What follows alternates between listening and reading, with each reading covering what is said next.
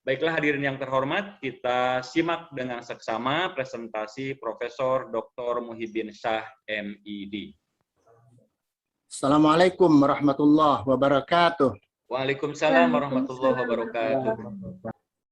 Saya hanya akan membicarakan secara singkat core value pendidikan karakter era society 5.0.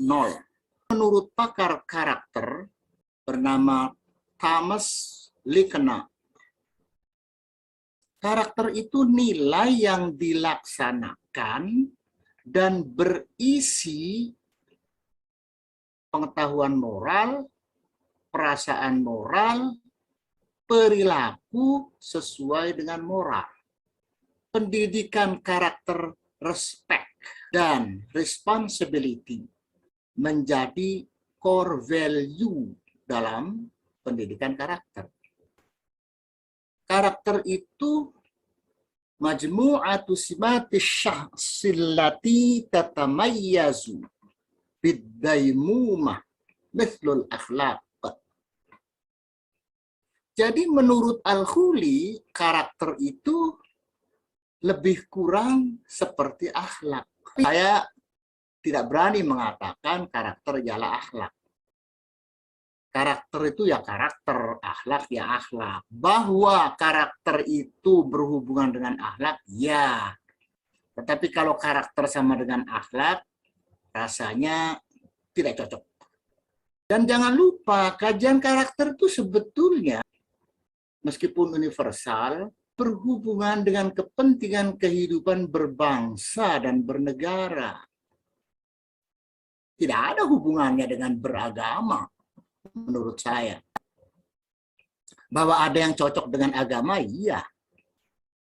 Dan karakter itu banyak bergantung pada nilai-nilai filsafat negara tertentu yang mungkin berbeda dengan negara lainnya.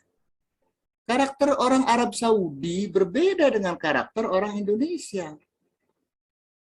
Ketika menerima tamu, ketika melepas tamu, ketika bertemu teman, beda. Apalagi dengan orang Barat.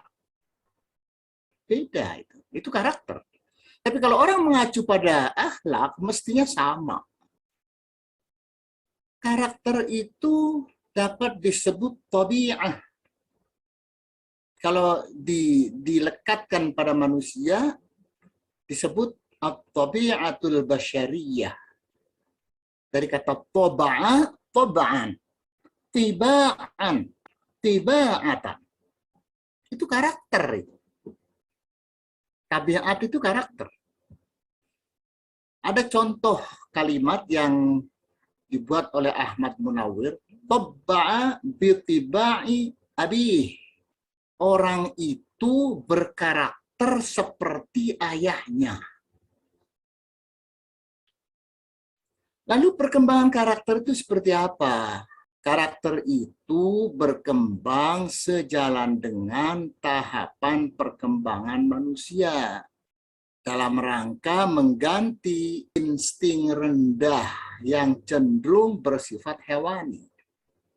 Nah, di sini karakter otomatis adanya. Saya ulangi, dalam hal ini karakter otomatis adanya. Manusia yang baru lahir, kita sebut bayi. Dia punya kecenderungan insting rendah. Mau pipis kapan saja, saat apa saja. Mau BAB pun begitu. Begitu meningkat pada usia balita, mulai berkurang BAB sembarangan itu. Dan itu karena perkembangan psikofisiknya. Nah, itu karakter itu. Dan menetap adanya pada semua orang, maksud saya, akan mengalami itu. Nah, karakter itu berkembang seiring dengan perkembangan psikofisik, jiwa raga. Dan berkembang sesuai dengan pengalaman hidup. Dengan orang tua, dengan saudara, dengan tetangga, dengan teman. Pengalaman pendidikan. Itu memengaruhi karakter. Jadi karakter itu dapat diajarkan. Caranya tentu tidak perlu seperti mengajarkan bahasa Indonesia, bahasa Arab, fisika, dan sebagainya. Beda. Nah, karakter, ini catatan lain, karakter membuat manusia melakukan sesuatu secara instinktif, spontan dan otomatis. Kalau di luar sana, saya sudah mengalami dompet saya dikembalikan oleh si penemu itu datang ke rumah. Datang ke rumah. Isinya tidak berkurang sedikit pun. Ada uang beberapa belas dolar, ada kartu mahasiswa, dan ada kartu ATM. Ada kartu ATM. Lengkap semuanya. Saya nggak habis pikir orang itu kok mau. Apa keuntungan dia kalau mengembalikan itu kepada saya? Saya tidak memberi upah apapun. Itu. Nah, orang itu berkarakter. Karakter amanah.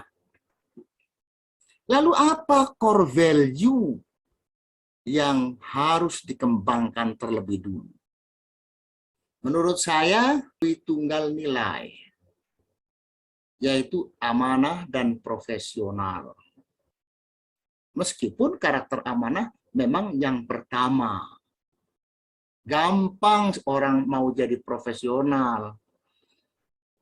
Masuk saja Fakultas Tarbiyah dan Keguruan, Prodi PAI. 2-3 tahun lulus, jadi guru profesional di bidang PAI. Anda mau jadi ahli ekonomi, misalnya bidang manajemen marketing, manajemen pemasaran, masuk Fakultas Ekonomi, kuliah di manajemen marketing. Begitu keluar lulus, Anda menjadi tenaga profesional di bidang marketing. Pertanyaannya, apakah kalau Anda sudah profesional otomatis amanah? Jawabnya tidak. Kenapa? Karena amanah itu tidak ada prodinya, tidak ada fakultasnya. Anda tidak bisa masuk fakultas amanah supaya menjadi orang amanah. Kalau Anda mau jadi profesional, mudah.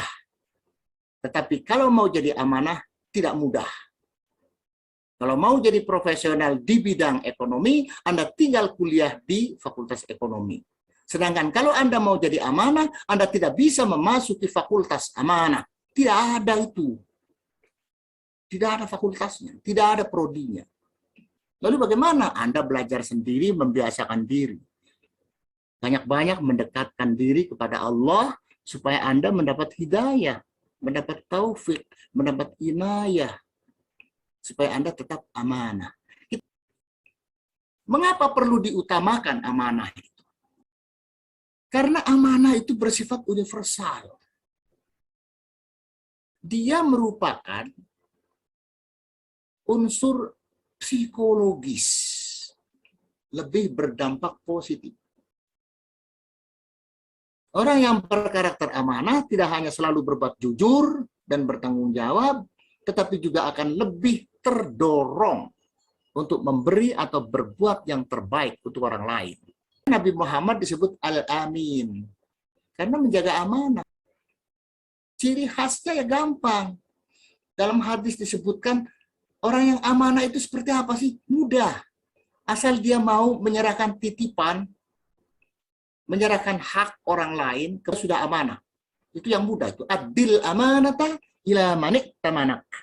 Sampaikanlah titipan kepada orang yang berhak menerima titipan itu. Nah, itu sudah amanah itu. Sedikit lagi. Lalu profesional. Watak dan perilaku orang profesional itu berdampak positif terhadap terpeliharanya karakter amanah. Kita buktikan sekarang. Kenapa? Karena orang profesional betul loh. Bekerja berdasarkan tuntutan psikis dirinya. Anda menjadi dosen, Anda menjadi guru, Anda menjadi pedagang, itu karena tuntutan jiwanya. Dengan mekanisme kerja profesi yang diembannya. Contoh, seorang dokter profesional tidak akan melanggar kode etik kedokteran. Secara otomatis si dokter itu menjaga amanah atau kepercayaan dalam menangani pasien. Jadi tampaknya core value amanah dan profesional sebagai dui tunggal itu sangat perlu kita pegang. Nasib lembaga pendidikan, Prof.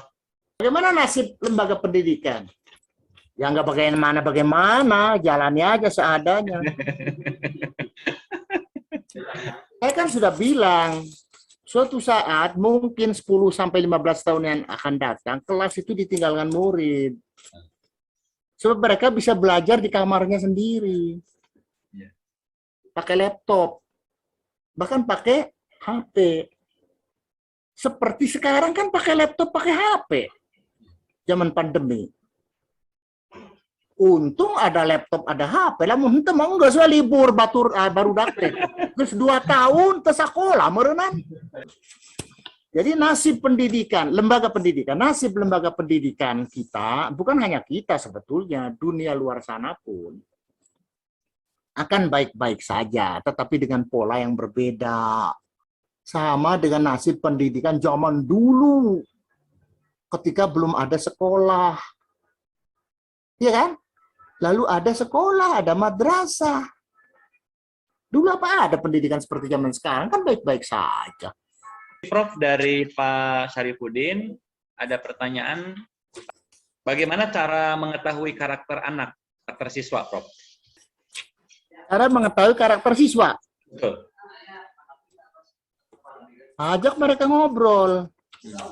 Ngobrol saja. Tanyakan kamu siapa? Lahir di mana? Bapakmu siapa? Ibumu siapa? Kerjanya apa? Kamu suka apa? Sekolahmu kelas berapa? Apa di antara pelajaran yang sulit buat kamu dan mudah buat kamu? Hobimu apa? Nanti catatan itu disimpulkan. Jadi ada semacam analisis. Tanyakan semua yang perlu ditanyakan menurut Anda. Anda maunya tahu apanya? Tanyakan. Selesai. Semudah itukah? Emang begitu mudah. Sudah cukup kan? Cukup, Pak, Prof. Baik. Terima kasih. Terima kasih atas perhatian para bapak, para ibu, dan saudara-saudara pemirsa Zoom webinar yang mulia.